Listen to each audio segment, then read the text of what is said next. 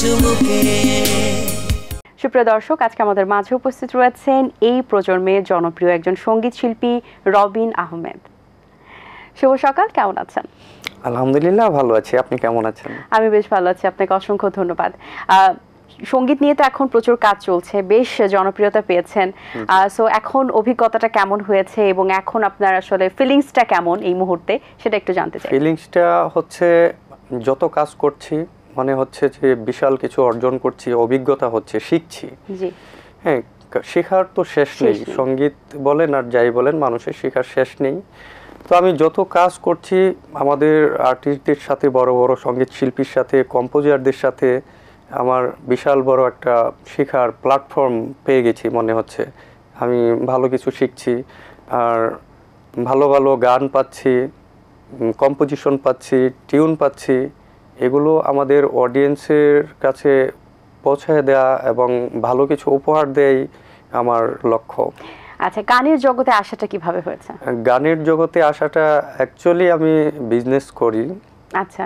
তো এত বছর আমার কাজের ব্যস্ততার জন্য, বিজনেসের ব্যস্ততার জন্য আমি সঙ্গীতে বেশি একটা সময় দিতে পারিনি। আচ্ছা। তো এই সময়টাতে এসে মনে হচ্ছে যে না, আমি কিছুটা সময় বের করে নিচ্ছি। আমার ভালোবাসার জায়গা গান। গানকে ভালো না বাসলে কেউ গান গাইতেও পারবে না, গান তৈরিও করতে পারবে না। তো গত বছর আমি আকাশ মাহমুদ ভাই, ওনার সুর সঙ্গীতে আশিক ভাই লিখেছিলেন মনের আচরণ এবং নিঃশ্বাস শুধু তুই, এই দুটি গান নিয়ে দুবাইতে শুট করি। আচ্ছা। তখনই মোটামুটি আমাদের মিউজিক ইন্ডাস্ট্রিতে একটা নতুন পদার্পণ হয় আমার। শুরুটা আকাশ ভাইয়ের হাত ধরে। আচ্ছা, প্রথম কাজেই বেশ দর্শকদের মনটা জয় করে ফেলেছেন, আগামীতে অবশ্যই আরো কাজ করবেন। আমরা জানি রিসেন্টলি আপনি জনপ্রিয় সঙ্গীত শিল্পী কোনালের সাথে আপনার কাজ করার সৌভাগ্য হয়েছে বলা চলে, কারণ তিনি অনেক সিনিয়র একজন এবং তার গানের যে প্রশংসা এবং সবাই তার গান পছন্দ করেন, বেশ জনপ্রিয় একজন। সো তার সাথে অভিজ্ঞতা কেমন এবং তার সাথে কাজ কত দূরে গিয়েছে গানের? তার সাথে কাজ আমার হয়ে গেছে, আমাদের শুট বাকি আছে। শুটিং আমরা সিলেকশন করেছিলাম তার্কিতে করব। আচ্ছা। আমাদের যারা প্যানেলে আছে সবার ভিসা সম্ভব হয়নি, তাই আমরা চেঞ্জ করে থাইল্যান্ডের জন্য সিলেকশন করেছি। আচ্ছা। এবং ভালো মানের কাজ হয়েছে। উনি খুবই ফ্রেন্ডলি একজন মানুষ, আর কণ্ঠ তো আলহামদুলিল্লাহ খুবই ভালো। এবং যে গানটি হয়েছে, গানটিও অসাধারণ। জি, আমাদেরও প্রত্যাশা অনেক বেশি এবং আশা করছি অবশ্যই একটি ভালো গান দর্শকদের উপহার দিতে পারবেন আপনি, এবং আমরা অবশ্যই গানটি শোনার অপেক্ষায় রইলাম। ওকে ফাইন, এবার আপনার কণ্ঠে একটি গান শুনতে চাই। কোন গানটি এবার শোনাবেন আমাদের? আমি এই মুহূর্তে আকাশ ভাইয়ের গানটি করছি, আর আমাদের আরেকটি গান আমরা গত 2-3 দিন আগে আমরা শুট করেছি এফডিসিতে, মনের অধিকার। আচ্ছা। এই গানটি আমাদের রবিউল ইসলাম জীবন ভাই লিখেছেন। অসাধারণ একটি গান। এই গানটি আমাদের রিলিজ হয়ে গেছে, ইনশাল্লাহ অডিয়েন্সে খুব সাড়া পাচ্ছি। খুব ভালো কাজ হয়েছে। আর আকাশ ভাই গানটি গাচ্ছি আমি, যেটি দুবাইতে আমরা শুট করেছিলাম, যেটি আপনার প্রথম গান ছিল। হ্যাঁ, অভিষেক হওয়া। হ্যাঁ। ওকে। এ বুকে নিঃশ্বাস শুধু তুই, এ দেহে বিশ্বাস শুধু তুই, তোর সাথে হাত ধরে এক আকাশ আদরে চলতে চাই, ওকে না যা কিছুই, এ বুকে বিশ্বাস শুধু তুই, এ দেহে নিঃশ্বাস শুধু তুই। চমৎকার, অসংখ্য ধন্যবাদ আপনাকে। মনের আচরণ আপনার একটা বেশ পপুলার গান। সো এই গানের মিউজিক ভিডিওটি কোথায় শুট করা হয়েছে এবং গানের সুরকার গীতিকার কারা ছিল? হ্যাঁ, মনের আচরণ গানটি ছিল আশিক মাহমুদ গানটি লিখেছেন, আকাশ মাহমুদ গানটি সুর সঙ্গীত করেছেন। দুবাইতে শুটিং হয়েছিল। ওটার ভালোবাসা পেয়ে আমি মনের অধিকার রবিউল ইসলাম জীবন ভাইয়ের লেখা এবং আদিব কবিরের সুর সঙ্গীত করা গানটি সামনে নিয়ে আসছি। এটা আচ্ছা। রিসেন্ট আমাদের। ওকে, এছাড়াও আপনি অনেক গুণী শিল্পীর সাথে আরো কাজ করেছেন, হ্যাঁ। যেমন তার মধ্যে অন্যতম হচ্ছে কণা, হ্যাঁ। এবং তিনিও বেশ জনপ্রিয় একজন ও- সঙ্গীত শিল্পী। তার সাথে গানের কাজ করার অভিজ্ঞতা কেমন? কণা আপু বিশাল ফ্রেন্ডলি, মানে এত ভালো মানুষ, ওনার সাথে কাজ না করলে বুঝতে পারতাম না। আমি যখন রেজওয়ান শেখ ভাই গানটি মিউজিক কম্পোজিশন করেছেন, টিউন করেছেন, উনি ওনার স্টুডিওতে ভয়েস দিতে যাই, কণা আপু প্রায় 40 মিনিট আমার সাথে বসে গল্প করেন, এবং রেজওয়ান ভাই আমরা সবাই খুব আড্ডা দিই, তারপরে আমরা ভয়েসে যাই। খুবই ভালো মানুষ, অনেক সাপোর্টিভ ছিলেন। হ্যাঁ হ্যাঁ। আচ্ছা, সো আপনার অভিষেকটা খুব বেশি দিন হয়নি বলা চলে, যেহেতু আপনি বিজনেস নিয়ে কাজ করছেন, সো কাজের চাপটা বেশি। সো আসলে সমন্বয় কিভাবে করা হয়, সেই এখন কি কাজে কোনো প্রবলেম হচ্ছে কিনা, বা এখন ব্যালেন্স করতে পারছেন কিনা? হ্যাঁ, একটু সঙ্গীতে এখন একটু সময় বেশি দিচ্ছি। এখন একটা মোটামুটি লাইন আপ করে ফেলেছি, বিজনেসটা আলাদা একটা সেক্টর আর আমার সঙ্গীতটা আলাদা একটা সেক্টর করে নিয়েছি, আলাদাভাবে ম্যানেজমেন্ট করছি, এবং সঙ্গীতে একটু বেশি সময় দিচ্ছি এখন, কাজ করছি প্রচুর, আর খুব ভালো ভালো গান আসতেছে, ভালো ভালো গুণী মানুষদের সাথে কাজ করতেছি। ইনশাল্লাহ আশা করি দর্শক শ্রোতারা খুব ভালো কিছু পাবে সামনে। আচ্ছা, এবং সেই সাথে অল্প সময়ের মধ্যেও কিন্তু আপনি বেশ গুণী শিল্পীদের সাথে কাজ করেছেন, এবং এই যে এত কম সময়ে, মানে খুবই অসীমিত সময় বলা যেতে পারে, তো সেই সময়ের মধ্যে এত গুণী শিল্পীদের সাথে কাজ করা, সবকিছু নিয়ে আপনার সর্বোপরি কি বলার আছে?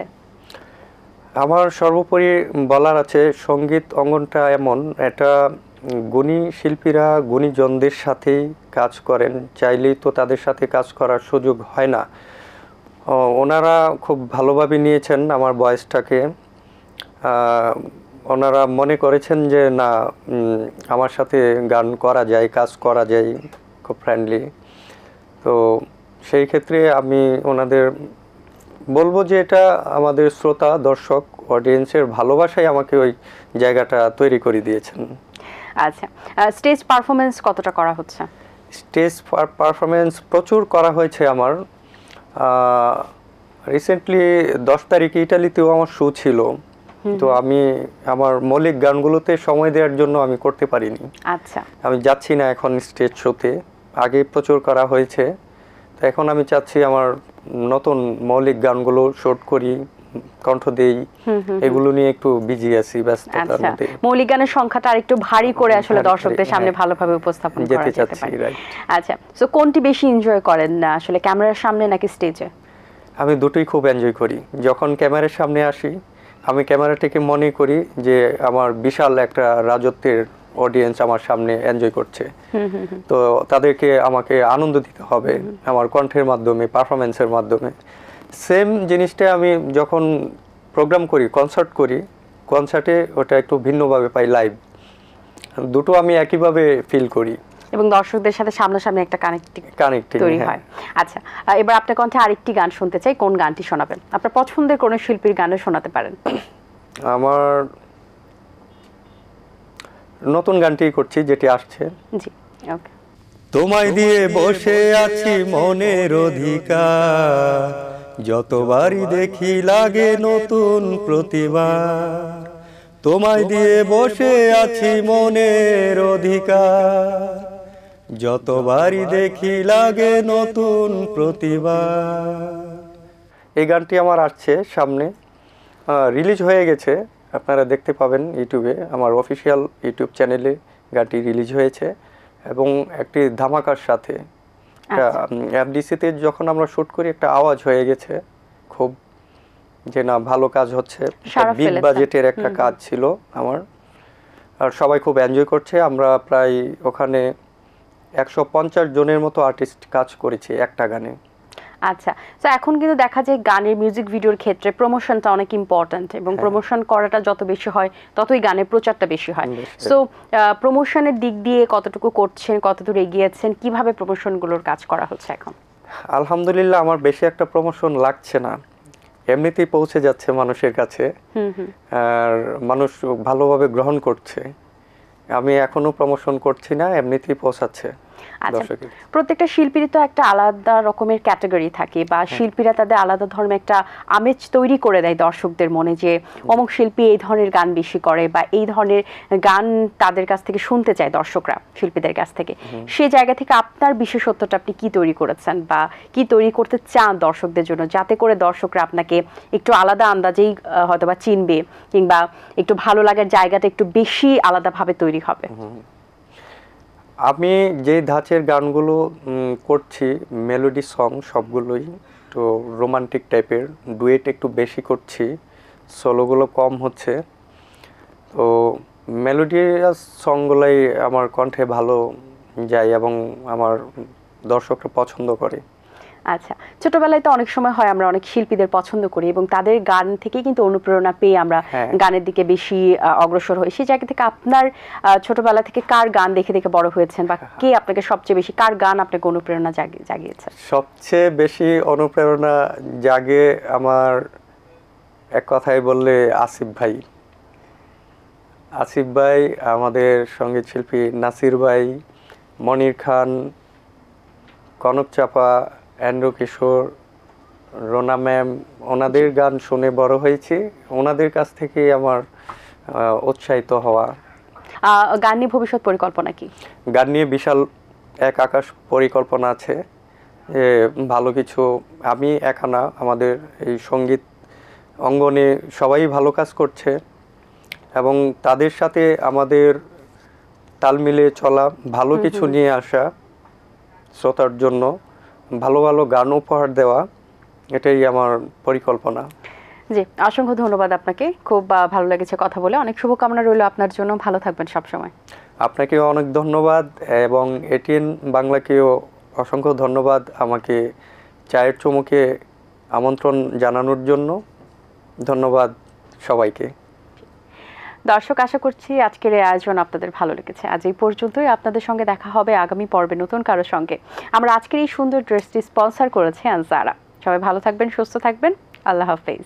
দিন আসে দিন যায়, সময়টা চলে যায়, তবু আছি এই বেশ ভালো। জীবনটা রঙময়, যেভাবেই হওয়া চাই, নয় কবু সাদা কালো। এই আশাতে স্বপ্ন ভাসে, সুখ হাসে চোখে মুখে, চায়ের চুমুকে।